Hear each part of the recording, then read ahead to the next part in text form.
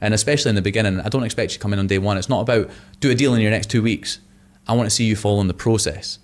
It's like someone going into a coach, and telling them like, oh yeah, I want to be swole by 1 week. No, it's not that. I want you to follow the process and do what you said you were going to do.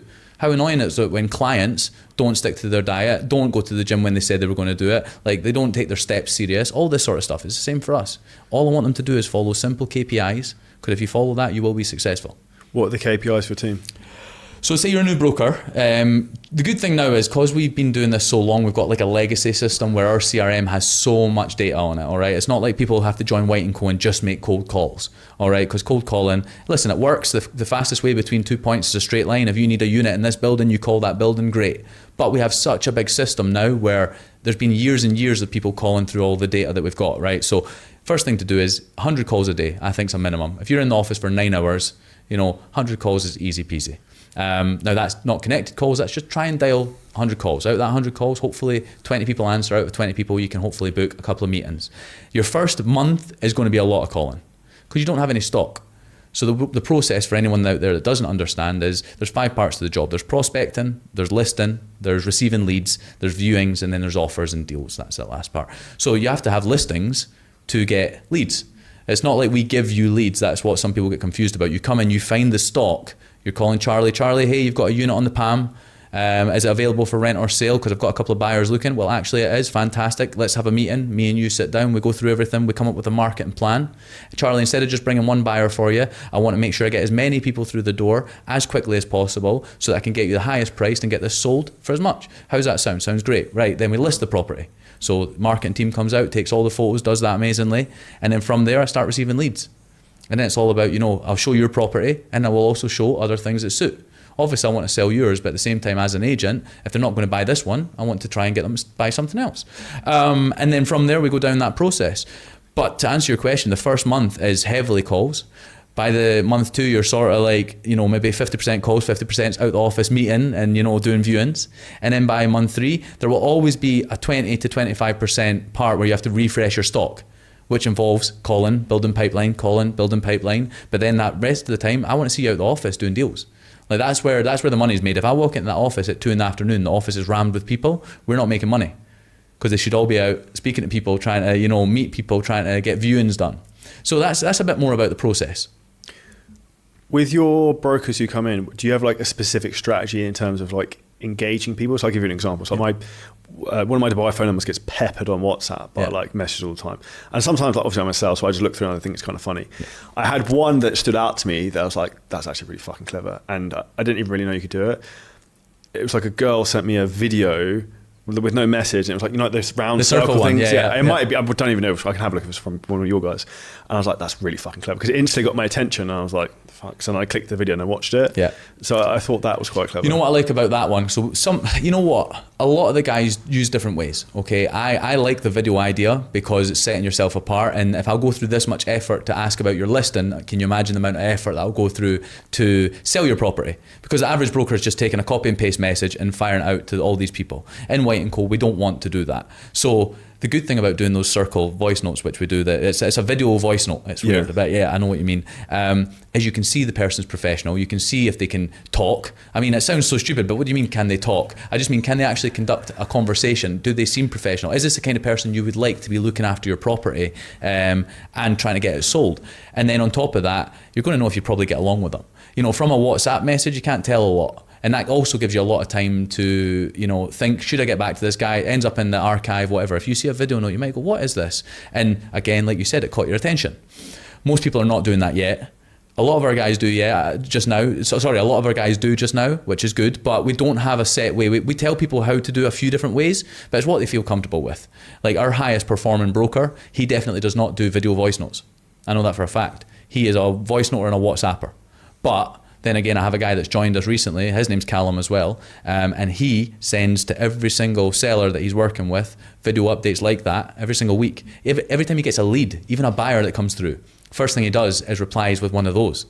So it's like, hey, I've just got your response. This is a brand new, like, you know, it's not a video that he's got saved generic. It's one that he's making on the spot. I seen one the other day. He's literally walking through the mall and he's like, hey, I'm just at Dubai Hills Mall, just grabbing my lunch. If you want to let me know a good time so I can jump on the phone to you and let me know what's going on. I seen that you've inquired on Damac Lagoons, blah, blah, blah, blah. And it just, from there, it's something different. And I think it's a really good tool. So we've got a lot of strategies. I can't give them all away, but the good thing is now we've got a good name in the market. We've got a lot of agents, and we're training them well. So, you know, and it's not like we call people to waste their time. Like, if you don't have anything to sell, no problem, bye. We move on to the next person. Hopefully we cultivate that relationship so that when someone does want to sell, they're going to do it. But yeah, we're not trying to hassle people. That's not what we want to do. How much do you think individual brokers' own social media comes into play now? A lot now. So we've actually just built a studio in our office. So like we've got 4 floors. On the third floor now, we've just actually put a studio similar to a Podster setup, yep, where it's got 4 different walls with 4 different uses. So you've got a podcast studio here, then you've got the big touchscreen TV, then you've got green screen on the other one, and then on the other side it's more of like if you were just sitting by yourself talking at the camera. And you know, the reason we've built that is we're getting so many brokers now who are utilizing social media. They've not changed their attention to just social media, but they're utilizing it as well. See, it doesn't make sense to me as an agent to have all the tools available that we spend millions of dirhams on, which is Property Finder and Bayut, and then to just switch to just social media. But I think if you can use every single channel for leads, then great. That's the problem. You don't want single channel risk. Say you're an Instagram agent, right? And you do everything built on your Instagram. What happens if one day your Instagram gets hacked?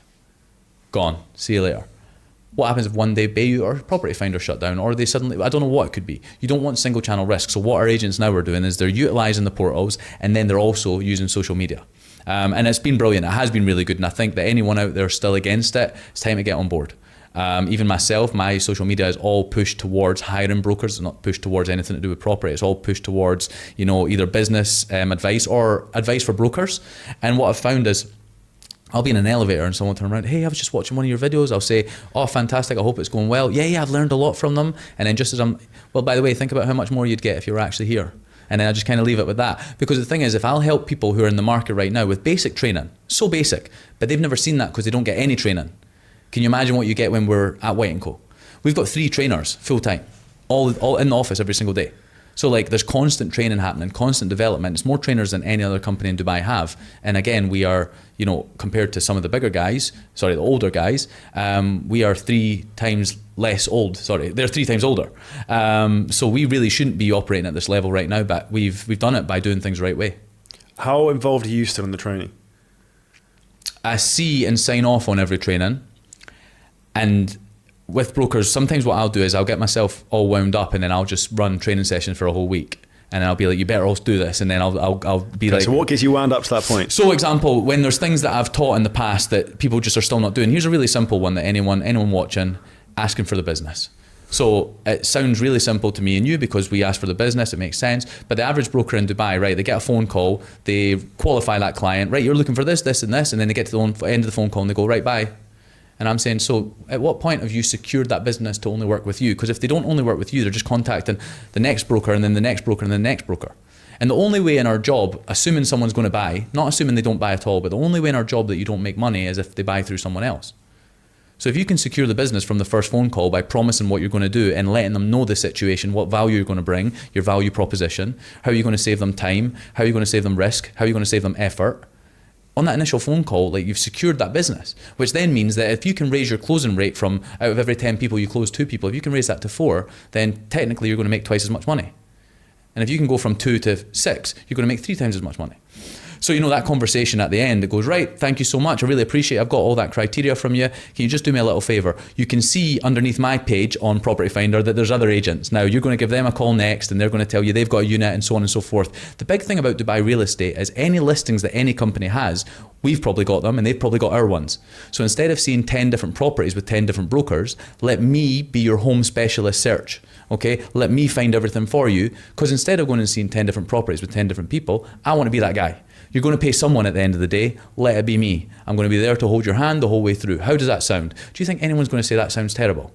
Wait a minute, you're going to do all the searching for me, you're going to do everything, and that's going to be great.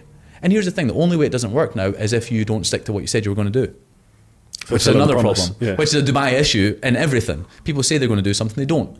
So, that's something that we ran another training on. It was sort of the process of receiving a lead until closing. And I just realized like our touch points with buyers are just so lax. It was just so lax. And don't get me wrong, this is with brokers that are performing amazingly. But I went, if you're performing amazing now, imagine you had twice as many clients that close with you. You'd make double the amount of money. You'd be an even higher performer. Why don't you ask for the business? And they're just sitting there going, oh, it's just, sometimes like you don't, forget. And you can't forget this. So it's just, that's what annoys me. It's seeing people not live up to their potential with very easy basic tools. And then the bad part for anyone is if they can't do that, then I'm never going to move them to more advanced training.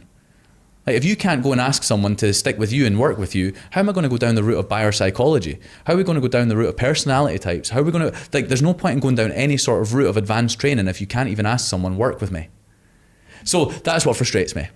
Because that's the last one I did. That's what makes me think of it. It was literally 2 weeks ago and I just grabbed like team in, and each time it was 30 people max, and it was like, obviously I had to get through. I only done it with the sales team, so it was around 250 people. So it's, I had to do that training 10, 15 times. It was great. I loved it.